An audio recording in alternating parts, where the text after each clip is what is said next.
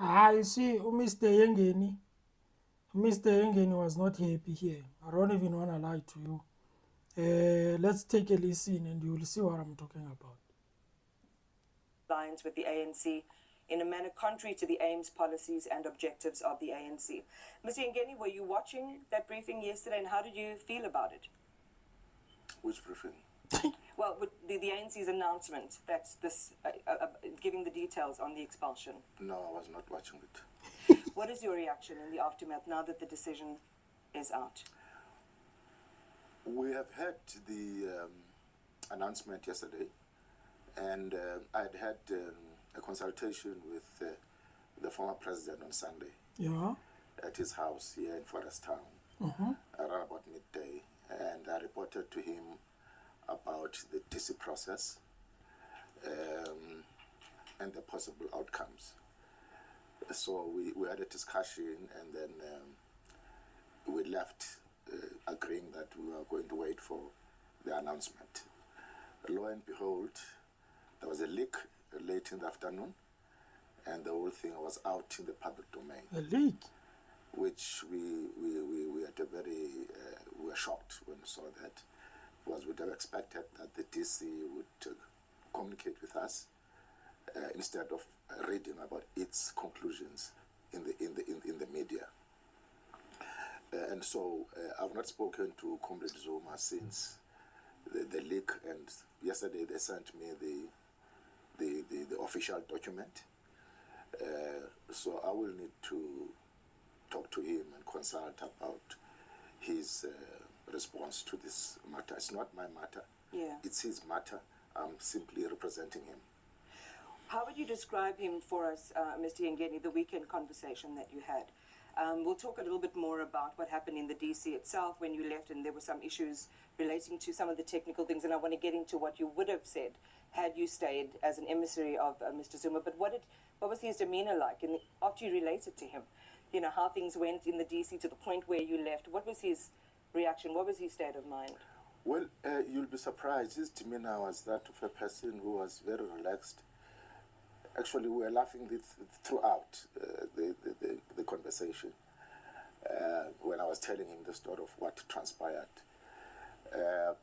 But on a serious note, Msholozi is unmoved. He believes that the platform used to take him to a DC is not the right one. He doesn't understand why his own organization, his own movement that is set for so long, wants to take him to a DC through a computer and not person to person, so that the serious issues that are confronting him are discussed between comrades, face to face, not through a phone, not through a computer. So he's not moved when it comes to that platform. He thinks that there should be a person-to-person interaction. He was the deputy president at some point, was the president at some point. He should be treated with respect. This was an act of disrespect, you would say? That's how he feels, that they needed to, acknowledge his contribution to the struggle for liberation and to the ANC, and deal with him in a proper family way, a family manner, than to treat him like a Malala pipe of some sort. Malala pipe. Do you think the outcome, Mr. Yengeni, might have been different had you stayed for the hearing, and you've said, I'm not putting up with this, and left when the virtual hearing got underway and then started to experience some technical difficulties? No, I don't think so.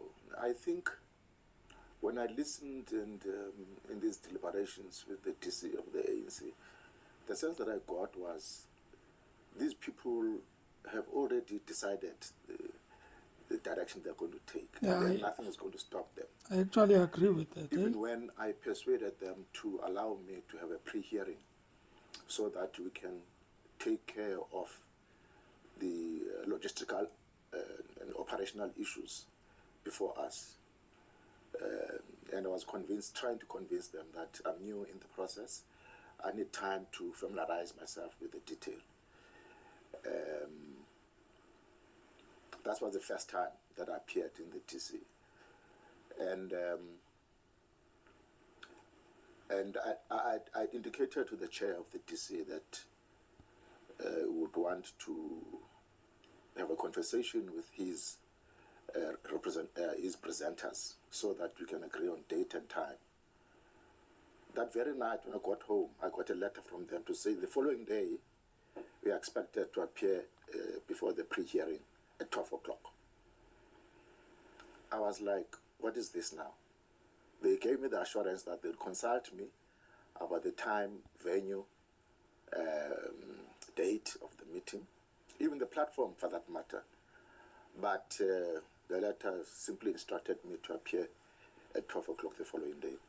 So I called Comrade Uriel, who's the chief presenter of the ANC to say, but what is this? Do you guys think that I'm sitting there at home folding my arms waiting for you to summon me to a meeting? Don't you think that it is correct for you to consult me and say, Comrade Tony, are you available at 12 or is it at 1 or at 3? Why do you think that you can just arrogate yourselves the right to summon me? I'm not the church member here. What do you think is really at play here, Mr. Yengeni, given the sequence of events? And as you say, the lack of consideration, the lack of respect, not treating Mr. Zuma like a family member? Well, I think that to complete your answer to your last question, I think that I've had spokespersons of the ANC yesterday talking about all sorts of things, including that there was a pre-hearing. That's a lie. There was no such. There was not a pre-hearing. They denied me a pre-hearing. So, and they denied Comrade Zuma's request for a physical meeting. So there was no way that I was going to change anything when they rejected everything that I put on the table, and they said,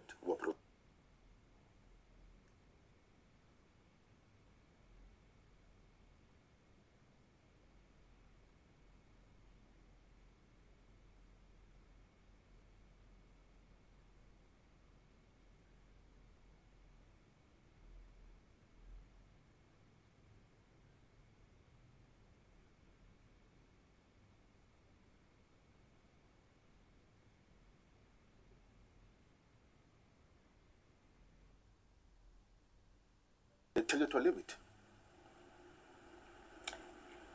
As you say, it was a foregone conclusion. So I'm gauging then you don't believe there's anything that you could have said to change their minds. Do you think you could have mounted, or would you have mounted, what would have been the substance of your defense, I want to say, or your submission to that hearing? Well, to us, it was clear that they are using the main charge is to vote for another party, or to alliance, to be in alliance with other party, as the code of conduct of the ANC maintains. And I was asked this question last week by a journalist, and my answer was a simple answer. When I was in the NEC of the ANC, there was talk about the ANC voting with and for the DA. I vehemently opposed that. Then I still do. Now, if you vote for the DA is not in alliance with the ANC. The DA is in opposition to the ANC. Yeah. The DA opposes everything the ANC stands for. Yeah. Now, how do you deal with Zuma differently if leaders of the ANC are imploring or calling upon members of the ANC to vote for the DA? Do you make the, I was listening to that interview, it's with a colleague of mine. Do you make the distinction, Mr. Yengeni, between the ANC voting expeditiously or expediently in Parliament along certain issues with opposition parties? Of course, they're in a GNU now, so they're going to have to find each other, even inside that government formation. The difference between that and actual party leaders internally saying, I'm going to go out, form a different party, and vote for that particular party while remaining a member. Is there a distinction in your mind, or are both those things the same thing? I think they may be different, but almost the same thing, because there are many, many instances before in our history, during these 30 years, where members of the ANC, either in local councils or provincial legislatures or wherever, who voted with the opposition, and the DA in particular. And those comrades were expelled by the ANC. Which examples are you thinking of when you say I don't have immediate examples now, but if you want them, I'm sure you can find them. There are many, many examples of ANC members who voted for the ANC who were expelled, particularly at, or especially at local level. So I'm saying that the distinctions between what you are saying and what I'm saying is really not something substantial as far as I'm concerned. I think the principle is that if you vote for another party while you're a member of the ANC, in terms of the ANC code, black and white, states that you shall not do that. But today, ANC leaders are doing that without caring what the code is saying. Mr Yengeni, is Mr Zuma going to appeal? As you say, you've just shared that detail with him. You haven't had a conversation after this was all confirmed. But have you, do you have an inkling as to whether he will appeal? How's he going to play this now? What have you advised him even? Well, I think we've got 21 days. Is it 20 days?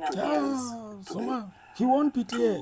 For him to mull. He's going to hit with one action. Take a decision. He won't believe it. And and when he does so, he will instruct me accordingly, and I will take that matter up with the ANC.